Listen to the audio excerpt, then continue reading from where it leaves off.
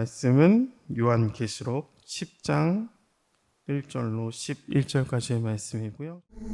내가 또 보니 힘센 다른 천사가 구름을 입고 하늘에서 내려오는데 그 머리 위에 무지개가 있고 그 얼굴은 해 같고 그 발은 불기둥 같으며 그 손에는 펴놓인 작은 두루마리를 들고 그 오른발은 바다를 밟고 왼발은 땅을 밟고 사자가 부르짖는 것 같이 큰 소리로 외치니 그가 외칠 때에 일곱 우레가 그 소리를 내어 말하더라. 일곱 우레가 말을 할 때에 내가 기록하려고 하다가 곧 들으니 하늘에서 소리가 나서 말하기를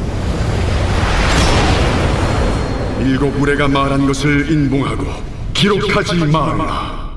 내가 본 바 바다와 땅을 밟고 서 있는 천사가 하늘을 향하여 오른손을 들고 세세토록 살아계신 이 곧 하늘과 그 가운데 있는 물건이며 땅과 그 가운데 있는 물건이며 바다와 그 가운데 있는 물건을 창조하신 이를 가리켜 맹세하여 이르되 지체하지 아니하리니 일곱째 천사가 소리내는 날 그의 나팔을 불려고 할 때에 하나님이 그의 종 선지자들에게 전하신 복음과 같이 하나님의 그 비밀이 이루어지리라 하더라.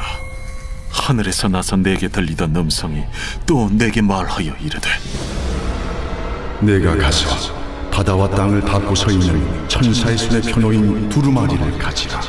하기로 내가 천사에게 나아가 작은 두루마리를 달라 한즉 갖다 먹어버리라. 내 배에는 쓰나 내 입에는 꿀같이 달리라.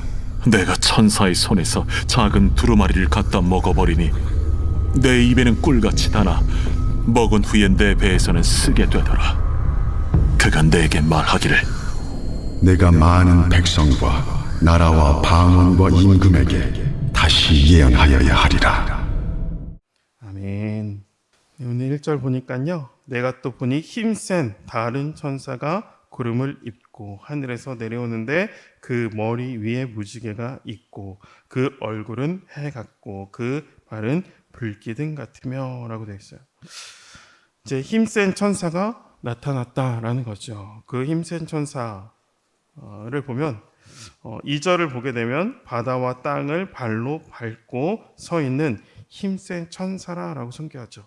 힘센 천사죠. 그 또 천사 손에는 펴놓인 작은 두루마리를 들고 있다라고 해요.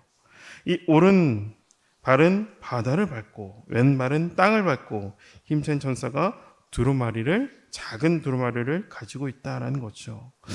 이 작은 두루마리 안에는 어떤 내용인가를 보면 정확하게는 계시록에 나오지 않지만 에스겔이라는 이 책을 보면서 에스겔서를 보면 심판의 이야기가 기록되어 있음을 그 책을 통해서 알 수 있게 됩니다. 그래서 어쨌든 기록된 말씀이 이 천사의 손에 들려 있다라는 거죠. 그리고 7절을 보면 7째 천사가 소리내는 날 그의 나팔을 불려고 할 때 하나님이 그의 종 선지자들에게 전하신 복음과 같이 하나님의 비밀이 이루어지리라 하더라라고 되어 있어요. 그러니까 펴놓인 두루마리가 있었고 또 그 펴놓았다는 것은 임봉되지 않았다는 거죠.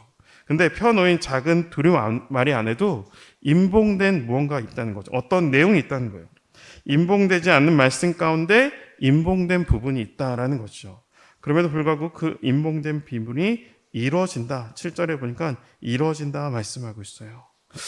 다시 우리 4절을 보면요. 일곱 우레가 말을 할 때에 내가 기록하려고 하다가 곧 들으니 하늘에서 소리가 나서 말하기를 일곱 우레가 말한 것 같이 임봉하고 기록하지 말라 하더라. 그래서 일곱 우레가 말한 것에 대해서는 기록하지 말라. 임봉하라고 하는 거죠. 이 임봉된 것을 하나님께서 알려주지 않는 이유가 있다라는 거죠. 그래서 사실 더 알려고 할 필요는 없습니다. 그리고 5절을 보니까요, 천사의 오른손을 든 천사의 모습이 나오죠. 여러분, 오른손을 든다. 여러분, 우리도 어떤 서약을 할 때나 맹세를 할 때 오른손을 듣죠.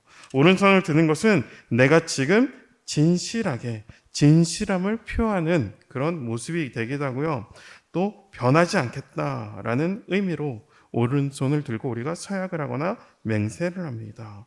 성경적으로 오른손을 드는 것은 거룩한 맹세를 할 때 흔히 볼 수 있는 장면이기도 합니다.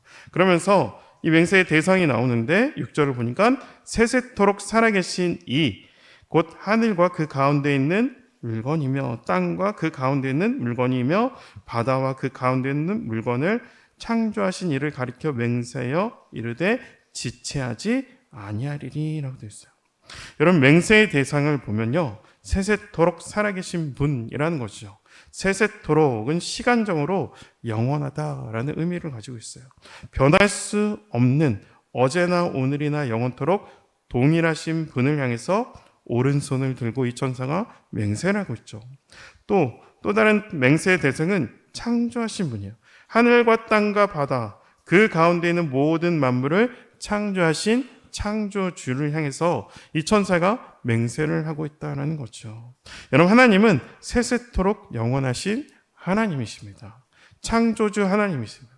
하늘과 땅, 바다를 지으신 하나님을 우리가 이곳을 통해서, 이 말씀을 통해서 발견할 수 있다는 것이죠. 또 그 하나님께서 지체하지 않겠다 말씀하고 계세요. 지금 바로 지금 이 계시록을 읽는 사람들은 로마 황제의 박해로 고난당하는 성도들이라는 거죠. 근데 그 성도들에게 하나님은 내가 지체하지 않겠다 말씀하고 있는 거예요. 여러분, 고난당하는 자들에게 언제나 어떻게 언제 어떻게 로마 군병들에게 끌려가서 어떤 일을 당할지 모르는 그런 성도들에게 하나님은 지체하지 않고 내가 너희 가운데 일하겠다 말씀하신 거죠. 그래서 고난당하는 성들에게 내가 지체하지 않겠다라는 이 말씀은 굉장한 위로의 말씀으로 다가왔을 겁니다. 또 여기서 보면 아까 읽었지만 7절 보면요, 일곱째 천사가 소리내는 날 그의 나팔을 불려고 할 때 하나님이 그의 종 선지자들에게 전하신 복음과 같이 하나님의 그 비밀이 이루어지라더라 라고 했어요. 그러니까 여기서 비밀은 바로 예수 그리스도로 말미암은 구원의 완성이라는 것이죠. 예수님의 복음과 같이 다시금 살아나는 놀라운 생명의 역사를 이루어가는 것을 내가 지체하지 않으시고 이루시겠다 말씀하시는 거죠. 그러면서 나오는 말씀이 천사가 이 말씀을 먹으라라고 되어 있어요. 9절 보니까 10절 보니까 내가 천사에게 나아가 작은 두루마리를 달라 한즉 천사가 이르되 갖다 먹어버리라. 내 배에는 쓰나 내 입에는 꿀같이 달리라 하거늘 내가 천사의 손에 작은 두마리를 갖다 먹어버리니 내 입에는 꿀같이 다나 먹은 후에 내 배에는 쓰게 되니라. 여러분, 천사가 요한에게 두루마리를 성경을 먹으라라고 이야기해요. 여러분, 에스겔서를 얘기하는데요. 2장 8절부터 3장 11절까지 내용이 에스겔이 소명을 받는 장면이 나옵니다. 에스겔을 부르실 때 에스겔의 말씀을 동일하게 먹어라 말씀하세요. 근데 에스겔이 그 말씀을 먹더니 달다라고 표현을 합니다. 근데 계시록의 이 사도 요한의 입에 다는데 배에는 쓰다라고 표현까지 나오고 있어요. 그러니까 말씀을 먹이시는 이유는 바로 11절을 보게 되면 다시 예언하기 위함이다라고 표현해요. 사도 요한은 누구보다 예수님을 사랑하기에 말씀을 잘 전한 사람이고 또 복음서를 기록할 정도의 사람이었다는 거죠. 그렇게 복음을 전하다가 지금 잡혀온 이 늙은 사도에게 많은 백성과 방언과 임금에게 다시 예언해야 된다라고 말씀하고 계신 거죠. 모든 사람에게 말씀을 전해야 된다라는 거예요. 그러므로 사도 요한은 복음을 전하기 위해서 말씀을 먹어야 했다라는 거죠. 여러분, 말씀에서 단맛은 하나님께서 하나님의 사람을 세우실 때 하나님께서 무엇을 전해야 하고 너의 사명이 무엇이고 소명이 무엇이고 이야기를 할 때 먹이시고 알려주신다라는 의미가 있어요. 예수님 당시에도 너희가 공회에 잡혀가고 어려움을 당할 때 무엇을 말해야 할지 미리 준비할 필요가 없다라고 말씀하셨어요. 진짜로 실제가 사도행전에 나타나죠. 실제로 사도행전에 베드로 사도들이 복음을 전하다가 잡히게 됐죠. 그때 종교자들이 누구의 권세로 너희가 이 말씀을 전하느냐 했어요. 그때 마치 예수님이 대제사장과 바리새인이 질문한 것 같이 동일하게 물어보는데 종교 지도자들은 이들이 출신을 보고 학문이 없는 범인인 줄 알았는데 그들은 그 자리에서 예수 그리스도의 복음을 선포하죠. 특별히 사도행전 4장 12절 보면 다른 이로서는 구원받을 수 없나니 천하 사람 중에 구원받을 만한 다른 이름을 우리에게 주신 일이 없음이라 라고 이 놀라운 고백이며 선포를 한다라는 것이죠. 바로 하나님은 하나님의 사람을 보내실 때 성령의 지혜와 계시의 영을 주셔서 하나님께서 전해야 할 것이 무엇인지 알려주신다라는 것이죠. 그것이 바로 말씀의 단맛이라는 거예요. 여러분, 쓴맛은요, 전하는 것으로 인해서 박해받고 순교당할 수 있는 상황들이에요. 전하는 내용 자체가 굉장히 쓴 내용이에요. 심판의 메시지죠. 불신, 지옥이라는 이유가. 불신하면 구원받을 수 없고 불신하면 죽는다라는 거죠. 이 쓴 진리를 전해야 하기에 쓴맛으로 표현하고 있다는 거죠. 이 말씀을 사실 우리 개인의 삶으로 좀 들어가면요, 말씀을 듣고 신앙에 대해서 배우는 것 여러분 좋습니다. 여러분 제자 훈련의 말씀 배우는 것 좋죠. 복음 베이직 배우는 거 좋습니다. 그러나 배운 만큼 사는 거 쉽지 않죠. 여러분 좀 더 쉽게 가면요, 내가 찬양하는 가사만큼 내가 살고 있는가. 여러분 찬양하는 거 듣고, 그렇죠? 내가 하는 찬양하고 듣고 그렇게 해서 은혜 받는 거 너무 좋아요. 근데 그 찬양의 내용처럼 내가 살아가고 있는가? 이건 좀 다른 문제죠. 달콤하지만 않습니다. 씁쓸한 마음이 들 때가 있죠. 그럼에도 불구하고 우리에게 오늘 말씀을 주셨다는 거예요. 하나님께서 만약 쓴맛만 느끼라고 이 말씀을 주지 않았다라는 것이죠. 여러분, 이 말씀을 묵상하는데 우리 일상에서 단맛과 쓴맛을 느낄 수 있는 이런 음료가 있습니다. 여러분 그게 무엇인지 아십니까? 단맛과 쓴맛을 느낄 수 있는 음료? 커피를 생각나게 하더라고요. 여러분 제가 커피를 조금 아는데요, 커피는 신맛과 단맛과 쓴맛이 있어요. 이 바리스타라는 사람은 신맛과 쓴맛을 줄이고 단맛을 극대화해서 그렇게 커피를 내는 게 그 사람이 일하는 것이죠. 저도 그렇게 배웠고 그렇기도 합니다. 여러분 말씀에도요, 쓴맛과 단맛이 있어요. 그러니까 마냥 달진 않지만 쓴맛 가운데 단맛을 찾는 지혜가 우리가 필요하겠다라는 생각이 들더라고요. 여러분 쓴맛 가운데 단맛을 어떻게 찾는가? 여러분 바로 이 자리를 지키는 겁니다. 여러분 이 새벽 더워서 저절로 눈뜨 가서 교회 오신 분 없다는 거죠. 이 쓴맛을 느끼는 상황 가운데, 삶 가운데 성령을 의지하며 하나님을 의지하며 단맛을 찾고 구하는 그런 경험을 위해서 나온다라는 거죠. 여러분 삶을 쓰다는 거죠. 인생을 쓰다 그러잖아요. 씁니다. 씁쓸하죠. 그럼에도 불구하고 이 쓴 세상에 쓴맛을 보고 멈춰 있는 것이 아니라 쓴 세상에서 하나님께서 주실 말씀의 단맛을 찾는 것이죠.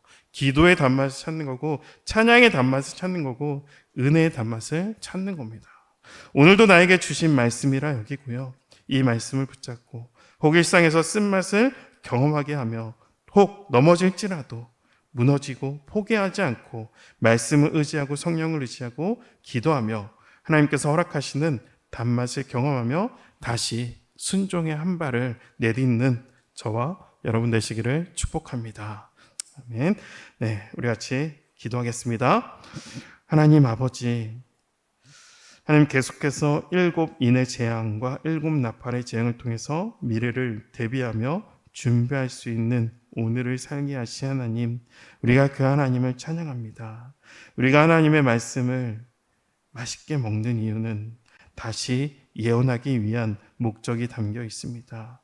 비록 배에는 쓰다 할지라도 우리의 소명과 사명을 알고 성령을 의지하여 성령과 함께 달게 감당할 수 있는 우리 모두 될 수 있도록 하나님 인도하여 주시고 붙잡아 주시고 은혜를 더하여 주시옵소서. 다시 한번 주님을 찬양하며 높여드리며 예수 그리스도 이름으로 기도드립니다. 아멘.